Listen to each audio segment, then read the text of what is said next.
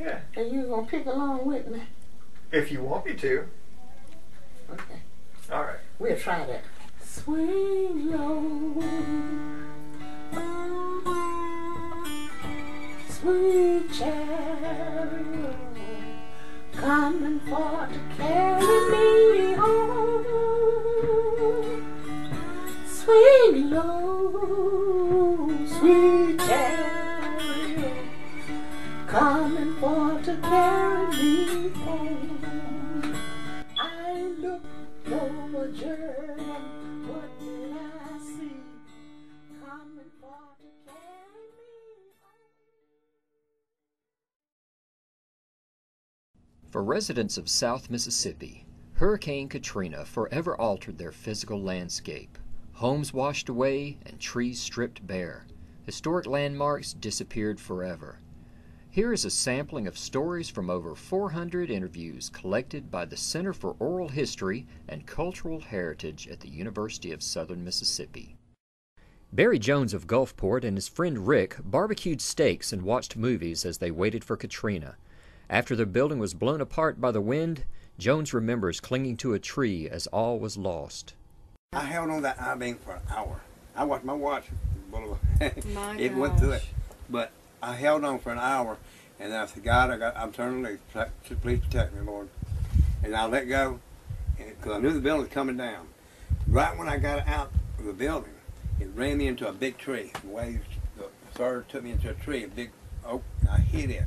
First in my nose, man, black and blood. Anyway, I hit it, and then I was holding it, big like that, and then a wave come and pulled me off of it. And then I was just trying to grab anything. And then I thought was a section of the fence got on top of me and was drowning me. I couldn't get out, but I found out later it was the boardwalk from across, the boardwalk. It was the beach boardwalk? Yeah, it was on top of me. And I was gosh. drowned. I was holding my breath. I was praying, hard in my mind, but I'm underneath the ocean. I couldn't hold my breath no longer. I kept praying the Lord, and I found the end. And I pulled myself, and right when I pulled myself up, I got a breath. And finally, I hit this one tree, and I grabbed it. And this is something. When I kept on, it took all my clothes off me. I mean, it stripped me butt naked. It took everything. And then my dentures, it took my dentures too. And I started praying. I said, Lord, don't let me die naked and no teeth. And then, I thought about it. I said, wait a minute. I came in the world that way. I guess I can go that way. Biloxi Councilman Bill Stallworth laid the groundwork for what later became the East Biloxi Relief and Coordination Center. He received help from an unlikely pair of strangers. I started going around and asking, we had a grocery store up there, and I started asking them, can we, is there a way we can get the food out of here? Can we just get some food out? And there were a couple of employees up there, and they were like, well, they told us not to let anybody in, but we'll let you in. If you can get it, and you can. And they were really, really nice people. And they allowed me to go in and get the food. And we took it out and dipped it because it was all the canned goods. Most of the food was wrong, but the cans were still good. They've been covered in mud. And we found the water, dipped the cans, and we would literally take it back down to the soup. And by the time I got back with another load of food, I ran across these two gentlemen. They were from an international relief organization called Oxfam America. And here are these guys that walk around jeans, and they were saying, well, we don't have a lot of volunteers, but he was looking at the kitchen. He said, can y'all use some monies for food and supplies?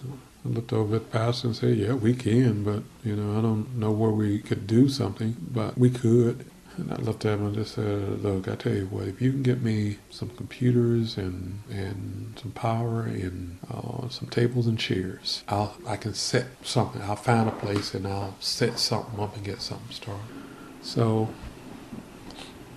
at that point, I looked around and found at Visions of Hope, which is on Division Street. It's another nonprofit. Their entire office had been flooded out, and they had a little conference room that had never been completed. It's just an empty shell of a building. And I got in touch with the person there. I said, look, can I use this for a little while? And she said, well, we won't be using it. You can use it, We went in and got some volunteers and gutting the place out. I managed to find my way to one of Adobe's branches and get $2,000 cash out that account. And I had heard that by now Walmart and Lowe's didn't have power, but they were letting people get some emergency supplies. So I went and stood in line over there, and they were letting us in at 2 or 3 at a time, and people were getting stuff, and I managed to get got like 2 generators and some tables and chairs from Lowe's. I used a credit card and bought some computers. We went back to that little place and we started setting up the center, and it just took off. Bay St. Louis-based artist Lori K. Gordon found solace and healing creating art from the ruins. For her, turning a negative into a positive proved beneficial in multiple ways. I was painting before the storm, but the paints and canvases went with everything else. So just a couple of weeks after the storm, I started collecting bits of rubble, and it started with just my, in the woods behind where my house used to be. I was just searching desperately for anything I had left. And I started putting those bits of rubble into mixed media assemblages. And what is funny is that for the next year and a half, I spent almost every single day crawling through rubble piles, collecting debris. I was crawling on top of houses that had collapsed. Well, it was a lifesaver for me. It was a lifesaver initially, psychologically. I had to be doing something positive. I had to. I had to go back to work. Or, it's not like I ever chose to be an artist. That's just who I am. And it was a psychological need for me to go back to work. And it's been a financial lifesaver since then, too. And it's funny because I've been interviewed, by news people quite a bit about the Katrina collection, and several of them, including this one guy, CBS interviewed me, and he kept on asking this question in different ways, trying to get an answer from me. And I knew what he wanted. He wanted me to say, "Oh, this is so painful creating this stuff. I'm ripping my heart out." I was like, bullshit. This is great. It's joyous. I'm doing something positive. Stephanie Bynum, a nurse at Biloxi Regional Medical Center, suffered the loss of a fellow nurse, but was inspired by a man who found a reason to go on. I mean, you saw people that, in their worst times, who had lost everything, came right back to work. Mm-hmm. They knew they had lost things, but it came back to work. Mm-hmm. And then we lost Marge on our floor. Mm-hmm. The day that she was supposed to come into work after the storm, when she didn't show up, we all knew. Because Marge is not somebody who wouldn't just not show up. She lived on the beach in a first floor apartment. Yeah. Mm-hmm. We knew if she didn't show up, it's because she wasn't coming back. We didn't go for counseling, but we talked about it. Good. We talked, and it helped us to deal with it. We never closed our doors. We had a door open during the storm.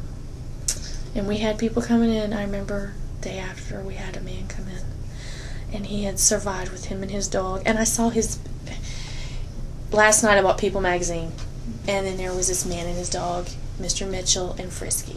And it was them. They were in People magazine. Aww. And he was admitted and stayed with us for a long time out right after the storm because he had lost his home. If it wasn't for his dog, he would have given up, he told us. Oh, wow. And we called him the CNI dog so we could keep, He made us all feel better. He said the water was coming up in his house, and he got out of his house to his neighbor's house. And he got on a mattress, and him and Frisky floated on that mattress for the whole storm. And he said if it hadn't been for his dog, he would have just given up. And the dog gave him the reason to go on. Wendy Frost is a nurse who arrived in forgotten Pearlington as a Red Cross volunteer shortly after Katrina. She recalls a heartfelt promise she made to the people there. What really struck me, I think, on my first day when I got there was the sense by the people that they had been forgotten, and they were forgotten even before the hurricane hit. And the one thing that I promised them, I kept my promises. If I said I was going to bring them something, I brought it the next day. And the one thing I promised them, and I promised every single one of them that I met, that they will never be forgotten again. Somebody asked me what I was going to take from this experience. And even though these people have nothing to give, they've given me a lot. And the one thing I'm going to take from here is their stories. And I'm going to tell their stories. And I promise them, every one of them, that they will never be forgotten again.